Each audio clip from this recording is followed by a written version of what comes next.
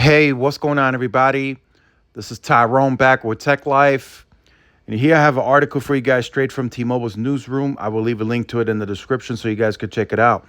So, this is very important from a competitive or competition perspective, right? We talked about this yesterday that T Mobile is bringing new stores and jobs to North Carolina, which also includes new coverage in a lot of these markets that are listed in the article. Some of these are probably bigger cities, some of them are smaller, but it brings new competition and choice for consumers in these parts of North Carolina.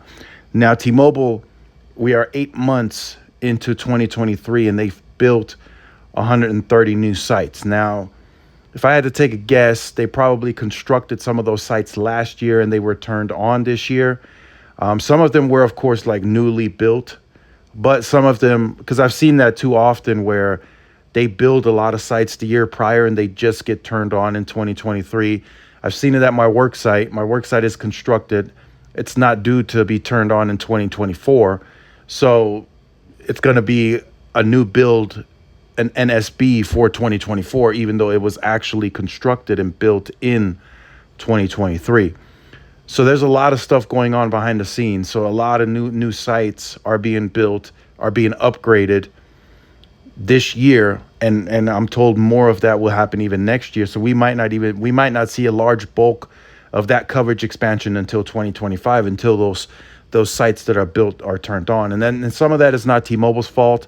There's several permits that have to go through. One is you got to actually get permit and zoning to build a site. Then you got to get zoning and permits to trench fiber if fiber can be brought to the site.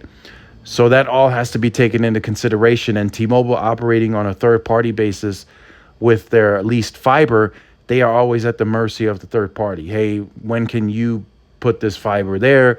Well, we have a lot of work in Q1 and Q2, so we probably won't be able to trench fiber to that site until Q4, although it was already built in Q1. Just as an example, that's kind of how that works.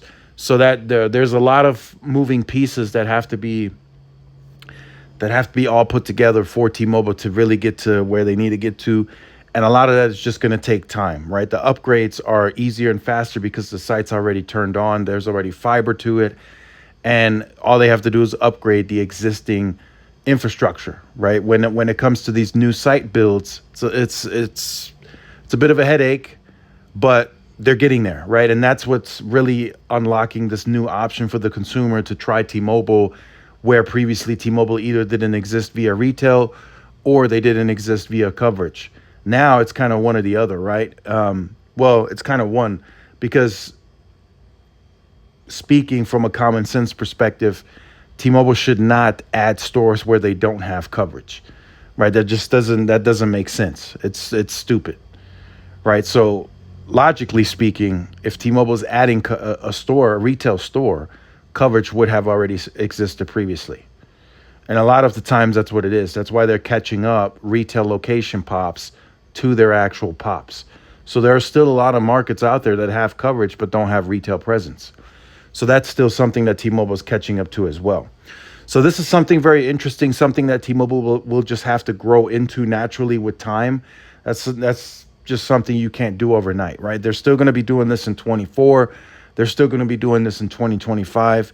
They're still going to be doing this in 2026. That's why I don't see the huge need for like a super large capex of like 18, 19 billion for T-Mobile, because they can only do so much within a single year. They don't do their own fiber, so there's no need for that large of a capex. The only reason that AT&T and Verizon spend those large of capex is because of their fiber needs, right? They have contractors that they need to deploy it, they need to trench it. So that takes up a lot of capex. So that's why they have to spend that much on capital. T-Mobile, I think they would be fine at the $13-14 million mark, in my opinion. I do think they need to spend more, but at the 13-14, I think they would be totally fine. I don't think they need to go to 20 because they don't do their fiber, right? They OpEx the fiber. Once they spend that initial spend for the hookup and the connection, they push it off onto the OpEx, right? And still, contracting it out to a third party, the fiber should still be cheaper versus actually owning your own, because now you have to hire a contractor, you have to employ them, you have to do all of that work, right? And the third party, you just pay whatever it costs, and then they take care of the labor and stuff to trench the fiber. So let me know what you think about that in the comment section down below. Again, this is a big success story for T-Mobile expansion. We'll see what happens in the future, what other states they go aggressive in. So make sure you guys stay tuned, like, share, subscribe, and I'll see y'all in the next one. Peace.